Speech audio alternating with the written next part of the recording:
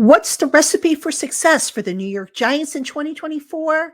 I break that down for you coming up next on the Locked On Giants podcast.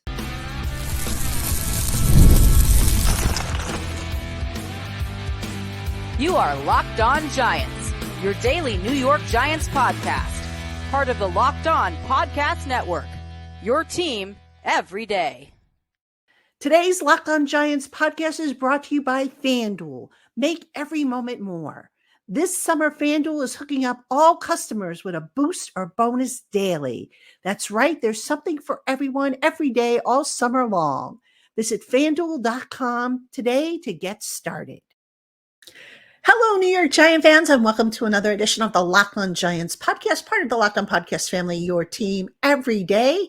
I'm your host, Patricia Traina, credentialed member of the New York Giants media for Locked On, as well as for New York Giants on SI. You can find our written work over at newyorkgiantsonsi.com. That's right, we've got a shorter URL now that you can check out. And as always, a welcome on in to my Blue Crew community members, to my everydayers, to my newcomers, and everybody in between. Thank you so much for spending part of your day with us here on the Locked On Giants podcast. And on today's show, one of my hobbies that I like to do when I'm not working is I like to cook. It's just being Italian. I just like to cook up a nice meal. And I thought to myself, when I was making a meal recently for my husband, I was like, geez, I'm going to do a show and I'm going to incorporate cooking in some way, shape, or form. But I'm not going to give you necessarily my best recipe for lasagna or meatballs or prosciutto or anything like that. What I'm going to give you is what I consider the recipe for the New York Giants' success in 2024, as we, of course, get closer now to the start of training camp, the full start of training camp, which is next week. So that's our agenda today. And I'm really looking forward to bringing you the necessary ingredients to make the Giants, hopefully have a good season, which I think we can all agree we would love nothing more to see. So that being said, let's get started. All right. I'm going to start off with what's considered the starter or the appetizer. And I think this is probably a little bit more important than just, an appetizer, but it's a main ingredient, I think, for the whole concept of the Giants being successful in 2024. And that, folks, is keeping this team healthy. All right. Now, I don't have to tell you that injuries have been a problem for this team. And it's not so much the number of injuries that this team has as it is who gets the injuries. All right. Because I can always remember back in, I want to say it was 2007, the Giants Super Bowl season, they had something like 17 guys on IR that year. But if you looked at the list, they didn't have a whole lot of starters on IR. They had mostly guys that, were lost for the season in training camp or who were at the bottom of the depth chart. And, so injuries are a problem, yes, but when they start affecting your key players, that's when it really becomes a problem. All right. So you can't have an Andrew Thomas missing half the season. You can't have a Daniel Jones missing part of the season. You can't have, Kayvon Thibodeau or Deontay Banks or Brian Burns missing any part of the season, or Dexter Lawrence even. So that all being said, the Giants went out and they brought in Aaron Wellman to the back to the team. Aaron Wellman had been with the team during the Ben McAdoo era. He was the director, I think, at the time, or the strength and conditioning coach, and he oversaw the entire program with strength and conditioning, nutrition, and whatnot. But before I get into some of the changes the Giants made for training camp coming up, I want to just give you some stats here on injuries. All right. Now, these are per Aaron Schatz, who is now writing for, I think the site is ftnfantasy.com. All right. So according to Aaron Schatz, last year, the New York Giants in games lost, ranked 25th on offense, 17th on defense, and 25th overall.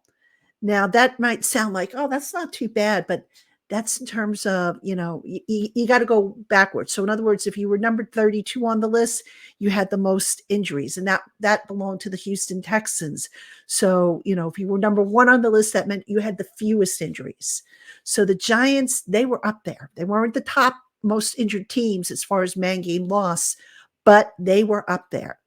All right. So that being said, Aaron Wellman comes in. Now, Aaron Wellman got a new title.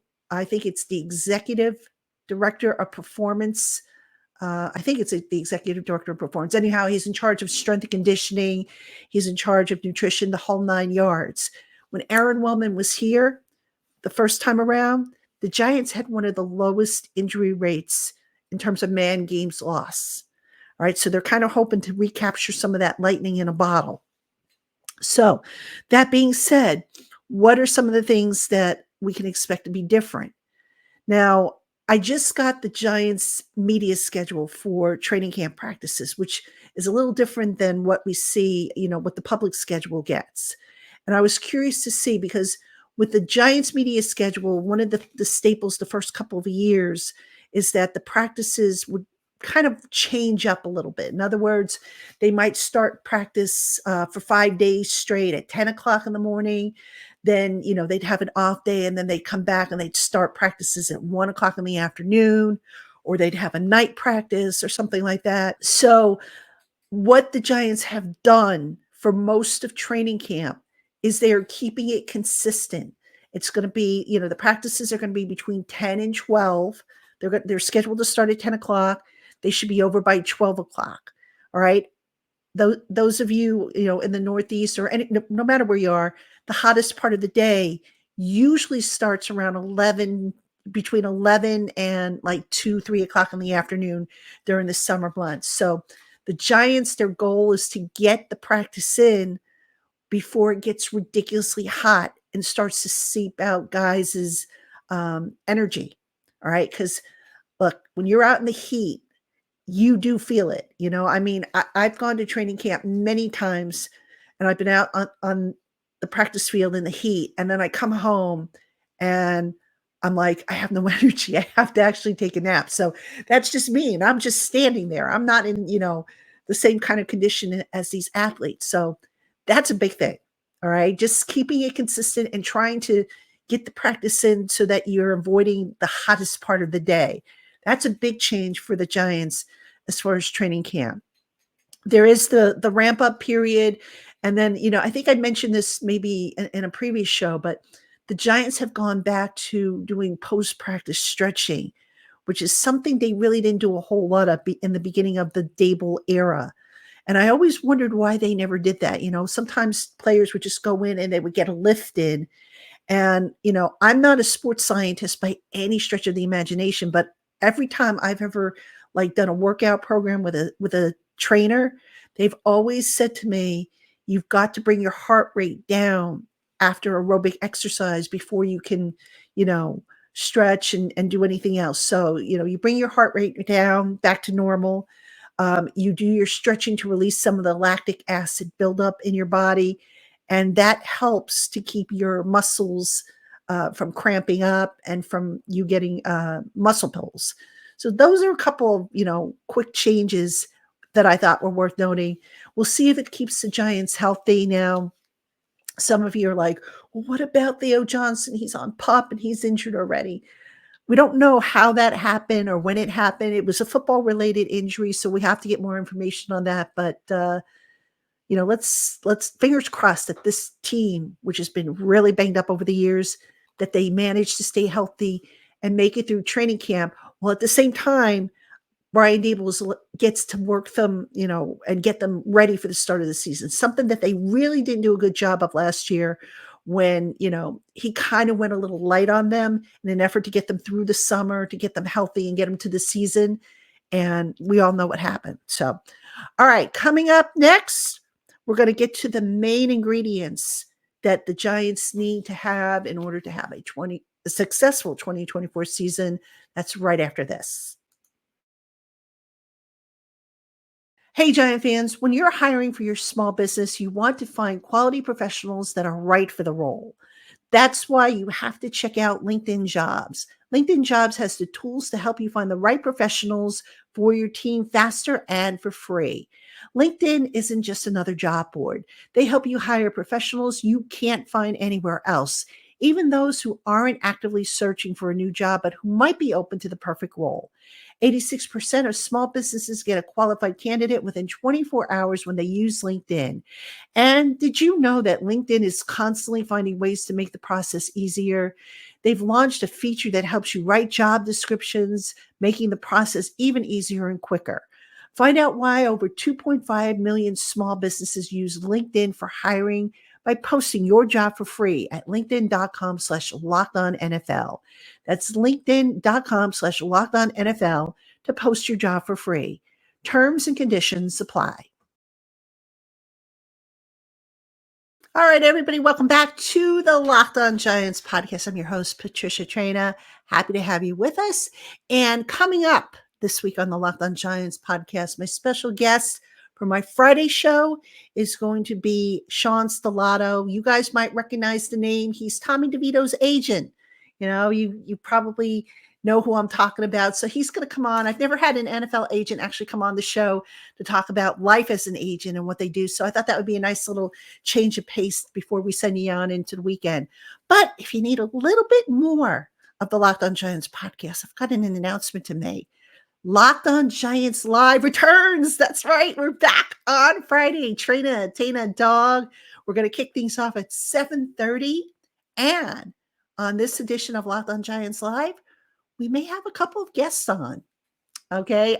If you watch on YouTube, check out the post I put up. You'll see who we're thinking of or who we have invited to come on the show. I think they will both be on the show at different points within the program. But, come on by if you're not doing anything. And as always, hang out, chat with us. We'll take your questions. It's a great old time. It's a great way, I think, to spend a Friday night if you're not doing anything. So we will see you there, hopefully on Friday, 7:30 p.m. Eastern on the YouTube channel. All right, let's get back to our recipe for success for the New York Giants 2024 season. Now, this is the meat and the potatoes part, if you will. Number one, we've got to talk about the offensive line, because if that offensive line is garbage again, then it doesn't matter what the Giants do. It doesn't matter who the skill position players are. It doesn't matter who the quarterback is. That offensive line has got to be better. All right, so let's talk about that. The Giants last year finished 30th in pass blocking efficiency rating, according to Pro Football Focus. Most of the quarterback pressures and issues came right up the gut. So the interior of the offensive line was the biggest problem. Joe Shane, the general manager, of course, went out and he beefed up that line, adding Jermaine Illuminor and John Runyon Jr. to flank center John Michael Schmidt. So hopefully that will stop the leaks that were coming up the gut. The Giants also, as we know, hired Carmen Brasillo. Little different teaching style than that of Bobby Johnston. That Brasillo gets into the nitty gritty and the how and the why behind what he is asking guys to do technique-wise, so that they understand and they can better apply that.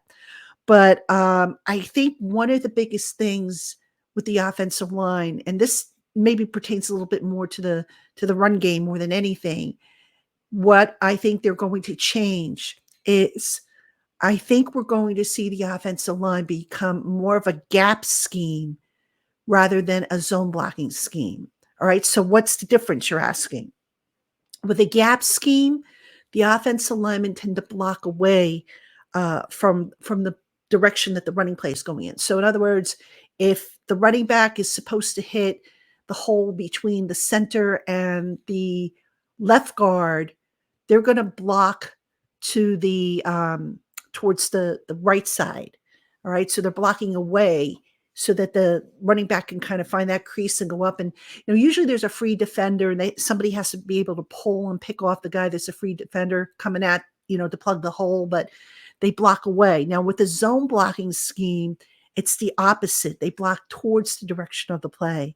And I'm not saying that it's going to be exclusively gap blocking, but I think that's probably what we're going to see a little bit more of in terms of what the offensive line does, and that should help with the running game. So we'll see how that works out for the Giants. The running game is going to be important. It may not be the central part of the Giants offense, but it will be an important part. And the Giants need that offensive line to just be a lot better than it's been the last several years. I mean, they don't need to be a top 10 unit, but at least be in the top half by the time the season ends in pass blocking efficiency rating, and also in terms of helping that run game, function when it's called upon. All right, the next important ingredient, obviously, the quarterback play. Now, Daniel Jones is going to be the starter once healthy. And for those who might have missed it, over on the website, the New York Giants on SI.com, I posted an article that Jones is not expected to start the training camp period on the PUP list. All right, he's expected to be able to pass his physical. Once he passes the physical, he doesn't go on PUP. If he doesn't pass his physical, then he has to go on PUP until he's ready to go. But they're not expecting that to be the case. So let's talk about the quarterback play. All right. Last year, yes, Daniel Jones was under duress quite a bit. But that being said, folks, he wasn't blameless in how he played last year. So some stats for you. 20% of the pressures Daniel Jones faced, according to Pro Football Focus, were his fault. Right? Sometimes a quarterback can hold the ball too long or just, take forever with his reads, whatever. And the offensive line cannot be expected to hold its block for like 4, 5, 6 seconds. I mean, that's just not feasible. The average that you aim for is generally under 2.5 seconds. Now, Daniel Jones last year attempted 160 passes, and according to Pro Football Reference, which has some pretty good stats, which I think are part of the official stats that come out as part of the weekly stat package that the media gets, 13.7% of Daniel Jones's pass attempts were considered bad throws. Just throws where, where was he going with it? Or, throwing it into traffic or something like that. That figure is more than what he had in 2022 when he had 472 attempts and only 12.2% of those were bad throws. All right. So basically, Daniel Jones does have to play better. He has said it. Brian Daboll has said it. Everybody has said it. So yes, the conditions weren't the greatest for him, but he wasn't blameless. And anybody who sits there and wants to say that, well, you're wrong. He had a rough atmosphere. Sorry, guys, you're not going to convince me. It was accumulation of factors that led to his struggles. So hopefully, we don't have that problem this year. He comes back. He cuts down on the bad throws. He cuts down on the percentage of pressures that he's responsible for. He starts slinging that ball all over the field, plays smart, is able to use his legs and show that athleticism that has made him so special. And hopefully we don't have to worry about the quarterback situation after this season. But of course, we'll see what happens there.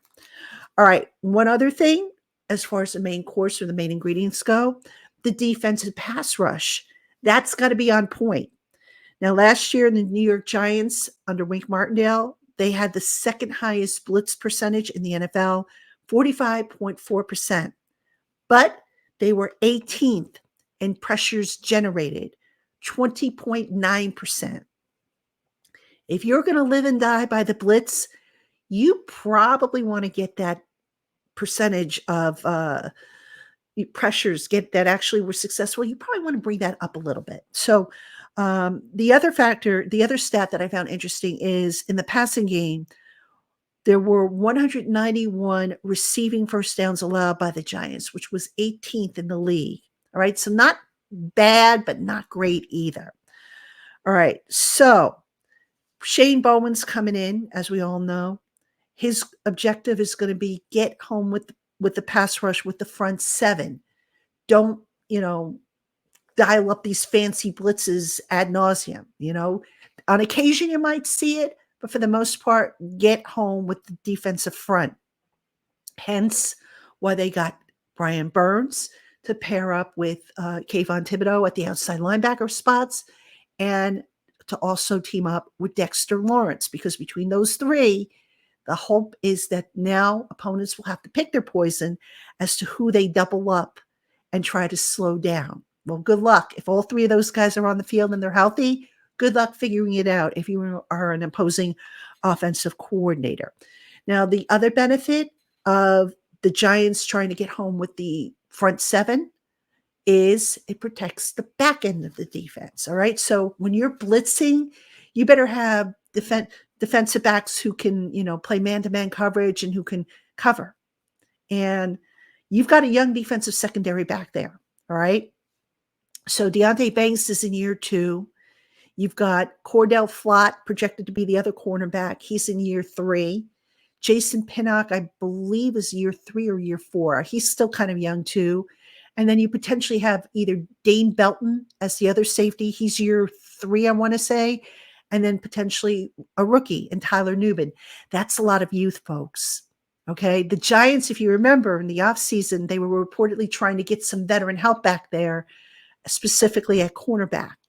So Shane Bowen, in putting in this system, which he's run before when he was with Tennessee, the idea is to try to help that back end of the defense so that they don't have to worry about being exposed with, the fancy blitzes and all that stuff. So maybe we'll see the fancy blitzes later on in the year once they settle in. But right now, the pass rush is pretty much going to be simplified with the front seven, which is, I think, how it should have been all along, quite honestly. All right, coming up next, the garnish, the final touch, if you will, on our recipe for success for the New York Giants in 2024. Don't go anywhere. I'll tell you what that is right after this. Hey, Giant fans, pretty soon the NFL season will be here, and it promises to be packed with loads of action. And speaking of action, there's still plenty of sports going on at the moment with Major League Baseball, the WNBA, NASCAR, and so much more. And right now, when you sign up for an account with FanDuel, America's #1 sportsbook, you can keep the action going whenever you want. Simply download and open their app and place your bets on a wide variety of props, odds, money lines, and more. And this summer, FanDuel is hooking up all customers with a boost or a bonus daily. That's right. There's something for everyone every day, all summer long. So go on and head on over to FanDuel.com and start making the most out of your summer. FanDuel, official sports betting partner of Major League Baseball. All right, everybody, welcome back to the Locked On Giants podcast. I'm your host, Patricia Traina, and we're cooking up a recipe for success for the New York Giants in 2024. Now, there's a bunch of little things that obviously we could talk about, but, we have a half-hour show here, so I'm trying to hit on the main points here. And I think, in terms of the garnish, if you will, an element that a lot of people aren't really talking about, but I think need to be, that's going to be the offensive play calling. Now, Brian Daboll's going to call the plays. He hasn't announced it, but everybody knows that's the direction this is going in. And I, for one, am glad that he is going to be calling the plays. Now, you're probably saying, but wait a minute. In the past, you've said you prefer a CEO-style head coach, and you don't want to see the coach calling the plays. Okay, yes, but in certain circumstances. So, for example, when you have a first-time head coach, like we had with Ben McAdoo, he was overwhelmed, okay? There was just, he was calling the plays. He couldn't manage the sidelines. It was a recipe for failure, all right? Then you had Pat Shermer come in. Shermer had some experience as a head coach, but not a lot of success, and he was calling the plays. Guess what? We had another recipe for failure. Joe Judge trusted, Jason Garrett to call plays, and, well, that was his own story.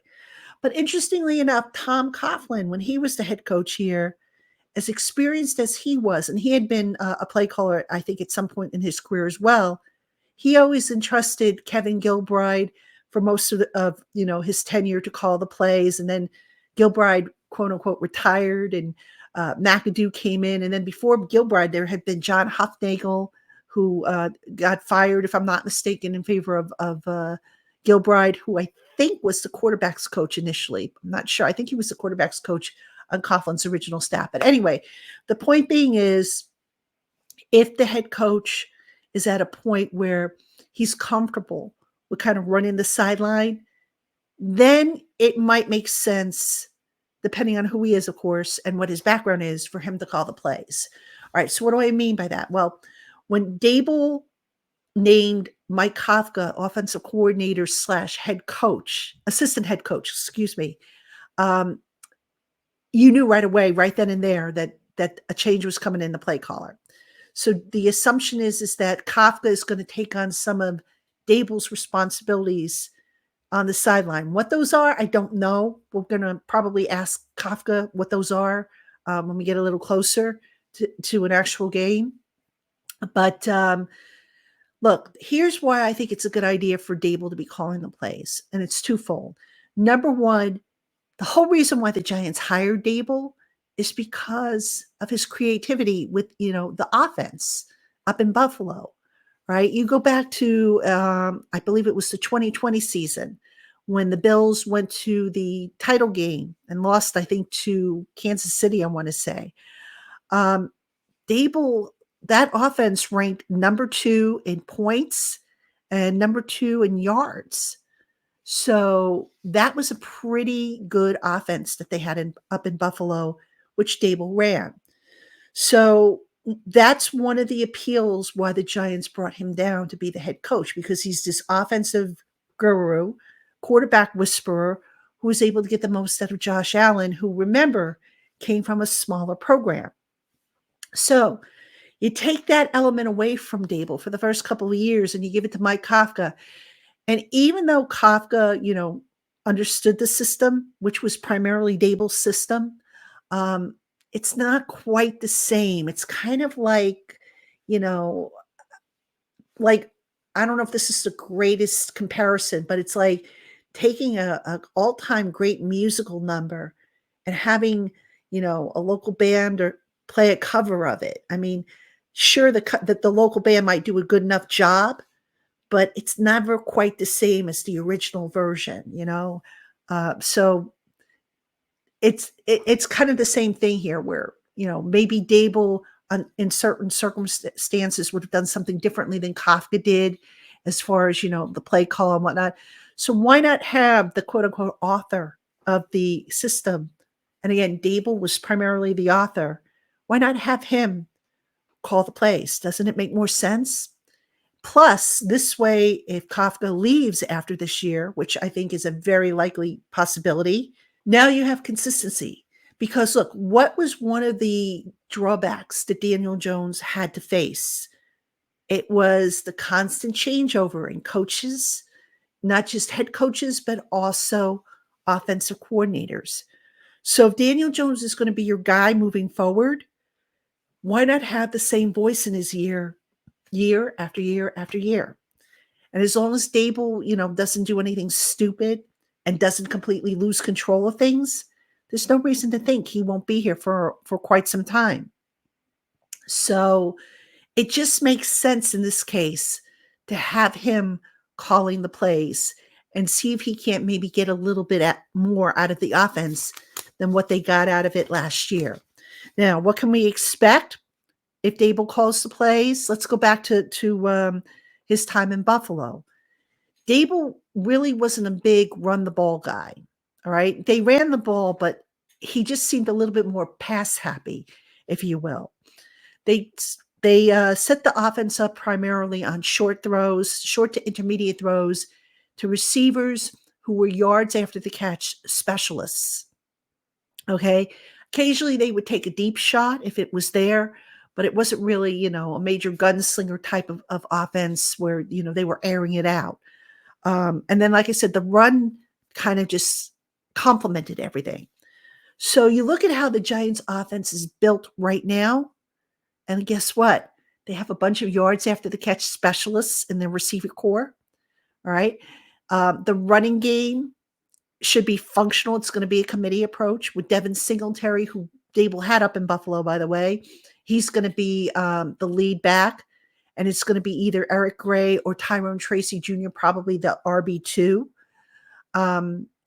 Daniel Jones will probably do some running, I would think. I don't know if he'll do a whole lot in the beginning. I think they've got to really test that knee and make sure it's really, stable. Yeah. And then, like I said, you throw the ball on those shorter to intermediate passing attempts, which also helps the offensive line because now the ball's coming out of the quarterback's hands quicker and you let them get the chunk plays.